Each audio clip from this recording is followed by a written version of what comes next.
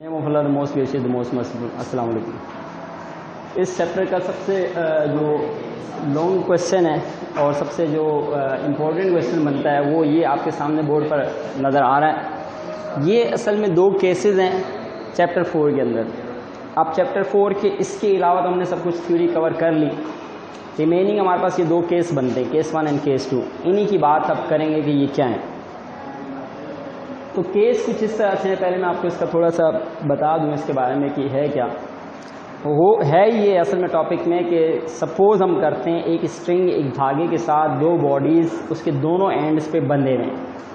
एक धागे या स्ट्रिंग के साथ दोनों सिरों पर दोनों एंड्स पर हमने दो बॉडीज़ को अटैच किया हुआ है और उस वो जो स्ट्रिंग है तो उस स्ट्रिंग को हम क्या करते हैं कि एक पुली के ऊपर से गुजारते हैं। अब इसमें दो केसेस बनते हैं, देयर आर टू केसेस।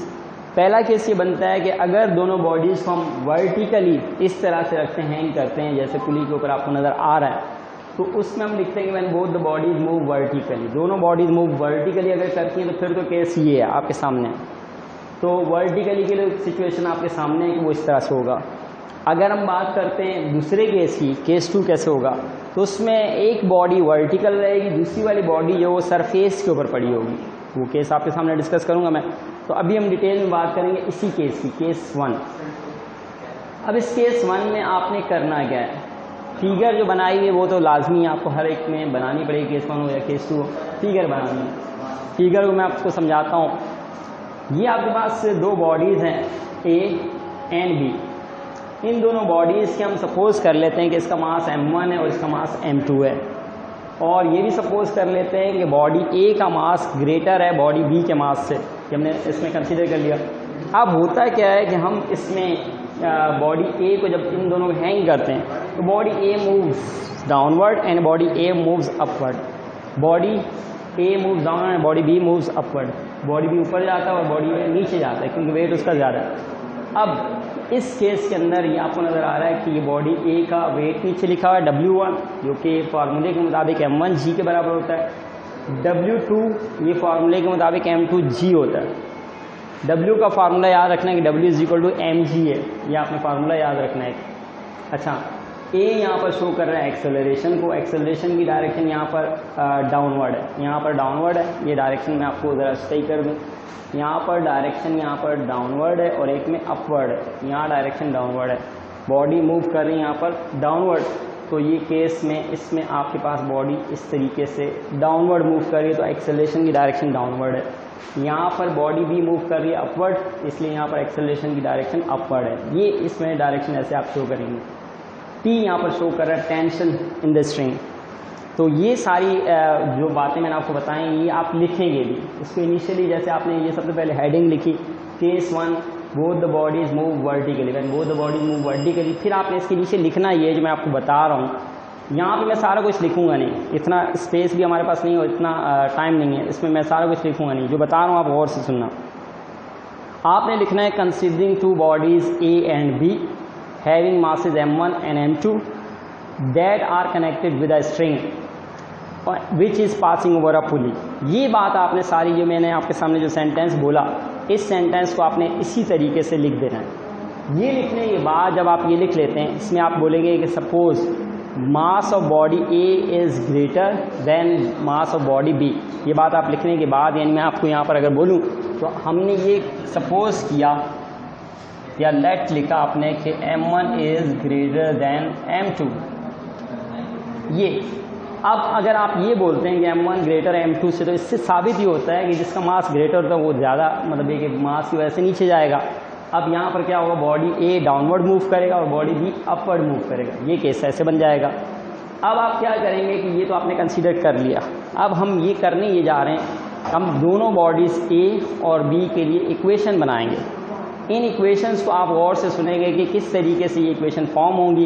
एक एक करके मैं आपके सामने इक्वेशन अब आपके सामने बनाऊंगा कि किस तरीके से इक्वेशन बनाएंगे। आप पहले सारी कैलकुलेशन लिखेंगे बॉडी ए के लिए।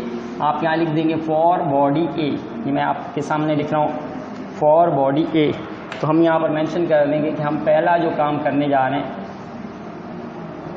फॉर बॉडी ए।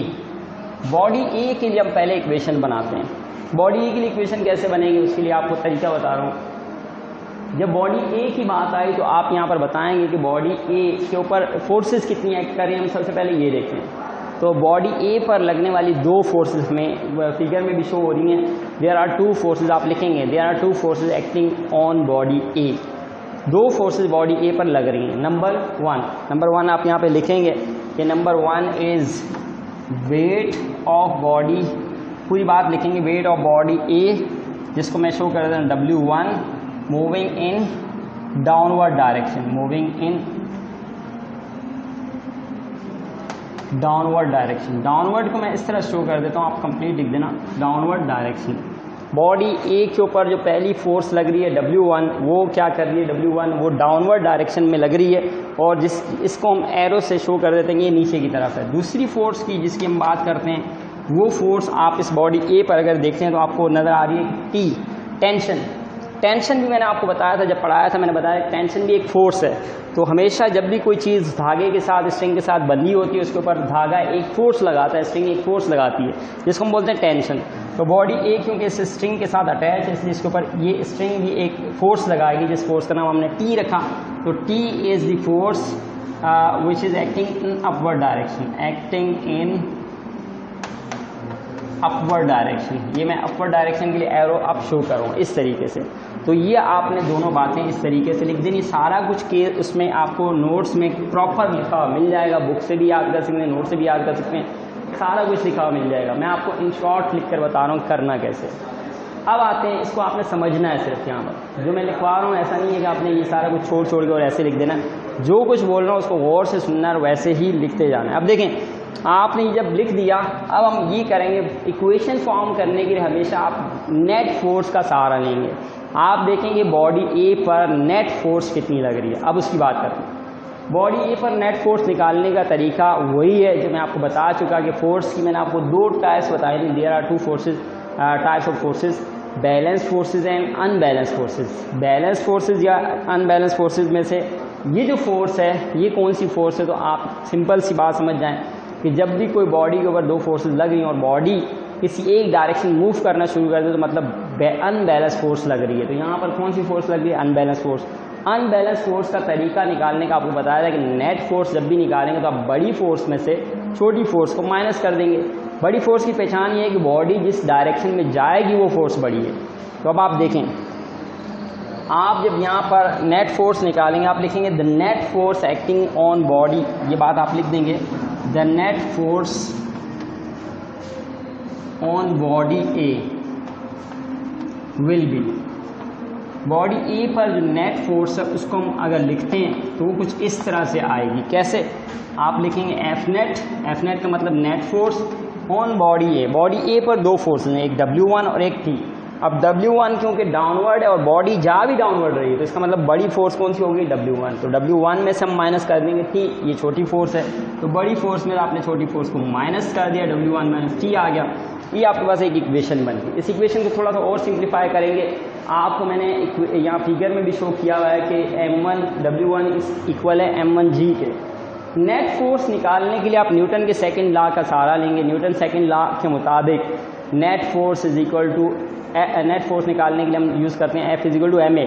यहाँ पर आप वही फोर्स लगाएंगे क्योंकि इसका मास है M1 तो इसलिए हम इसके मास M1 की वजह से यहाँ पर नेट फोर्स जब निकालेंगे तो आप यहाँ पर न्यूटन्स, आप लिखिए ये बात लिखेंगे, according to Newton's second law, according to Newton's second law of motion, F is equal to ma और F1 is equal to F net is equal to body का मास, क्योंकि M1 है इसलिए हम ma नहीं लिखेंगे, हम लिखेंगे M1 है। तो आपके पास बन गया फॉर्मूला क्या, M1 है।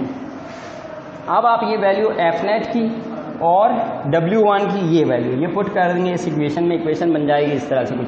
अब आप लिखेंगे देयरफॉर आप इस इक्वेशन को ऐसे लिख देंगे। देखें मैं इक्वेशन 1 में क्या कर रहा हूँ, F नेट की जगह पर रख रहा हूँ क्या, M1 है। ये फार्मूला की वैल्यू इसका, यानी फार्मूला जो था न्यूटन सेकेंड लॉ का M1A आ गया, इज इक्वल टू W1 की जगह पर आ जाएगा यही वाला है जो फिगर के अंदर शो किया है M1G, ये आपके पास आ जाएगा W1 की जगह M1G। माइनस क्या है, माइनस आप देख रहे हैं एफ नेट की जगह पर M1 ही आया, W1 की जगह पर M1G आ गया माइनस T, तो माइनस आ गया ये T। ये है इक्वेशन नंबर 1, एक इक्वेशन बन चुकी। इस तरीके से आपने एक इक्वेशन फॉर्म करनी है। एक इक्वेशन बनाने के बाद आप इसमें सेकेंड इक्वेशन बनाएंगे।